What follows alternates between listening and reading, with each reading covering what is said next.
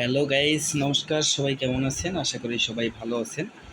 তো এখন দেখাবো কিভাবে একটা চায়না টিভি সার্কিট পাওয়ার প্রবলেম হলে খুব সহজেই সেটা রিপেয়ার করা যায়। তো ভিডিওটা টানবেন না, দেখতে থাকুন।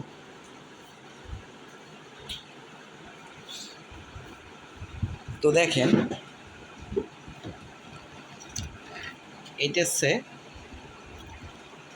Power section. প্রথমত পাওয়ার সেকশনটা আমরা দেখে নেব। এই যে কালো দাগ দেওয়া দেখছেন, এই কালো দাগ দেওয়া এটা হচ্ছে পাওয়ার সেকশন। এটাকে পাওয়ার সেকশন বলে। এবার আমাদের পাওয়ার সেকশনে যদি কোনো সমস্যা হয় তাহলে কিন্তু আপনাদের টিভির সামনে যে ইন্ডিকেটর লাইটটা জ্বলে, লাল লাইট, ওই লাল লাইটটা কিন্তু জ্বলবে না। তো সেহেতু আমরা খুব সহজেই ঠিক পাবো যে আমাদের পাওয়ারটা নষ্ট হয়ে গেছে।